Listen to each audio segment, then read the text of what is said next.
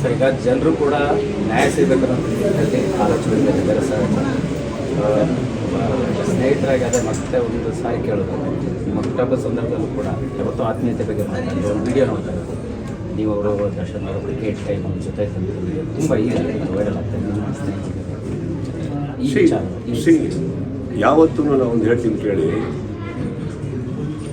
ನಾವು ಕೆಲವು ಟೈಮ್ ಆಸ್ಪತ್ರೆಗೆ ಹೋಗ್ತೀವಲ್ಲ, ಆಸ್ಪತ್ರೆಗೆ ಹೋದಾಗಲೂ ಏನೋ ನೋವು ಬರುತ್ತೆ ಅದು ಇನ್ನೊಂದೇನು ಆಗಬೇಕಂದ್ರೆ ನಾವು ಬೇಡ್ಕೊಂಡು ಹೋಗೋದು ಅದು ಆಗದೇ ಇರಲಿ ಅಂತ ಅಷ್ಟೇ ತಾನೆ. ಆಗದೇ ಇರಲಿ ಅಂದಾಗ ಆ ರಿಪೋರ್ಟ್ ಬಂದಾಗ ಅದಲ್ಲ ಅಂತಂದ್ರೆ ಖುಷಿಯಾಗಿ ಮನೆಗೆ ಹೋಗ್ತೀವಿ. ಆಗಿದೆ ಅಂತ ಬಂದಾಗ ಏನು ಮಾಡಬೇಕಾಗುತ್ತೆ? ಟ್ರೀಟ್ಮೆಂಟ್ ತೊಗೊಬೇಕಾಗುತ್ತೆ. ನಾನಿವಾಗ ಆ ಹಂತದಲ್ಲಿ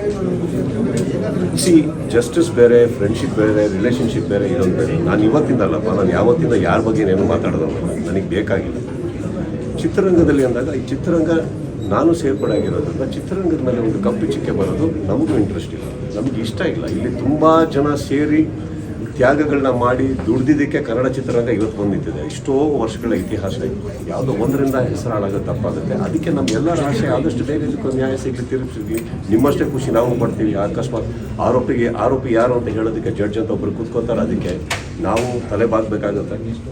ಕರೆಕ್ಟ್. ಇಲ್ಲಿ ಕೂತ್ಕೊಂಡು ನಾವು ಜಡ್ಜ್ ಮಾಡೋದ್ರಲ್ಲಿ ನಮ್ಮ ಮೆಚ್ಯೂರಿಟಿ ಏನಿದೆ, that's all I am saying. ಇಲ್ಲಿ ನನಗೆ ಗೊತ್ತಿರೋದು, ನಾನು ಕಣ್ಮುಂದೆ ಬರೋದೇ ಆ ಫ್ಯಾಮಿಲಿ ಬರುತ್ತೆ. ಸೊ ಎಲ್ಲೋ ಒಂದು ಕಡೆ ನಮಗೆ ಗೊತ್ತಿರೋದು ಯಾರೇ ಆಗಿರಲಿ, ಅದು 100% ಯಾರು ಇವಾಗ ಇವರೇ ಅವರೇ ಅಂತ ಹೇಳೋದಕ್ಕೆ ನೀವ್ಯಾರು ನಾವ್ಯಾರು ಸರ್?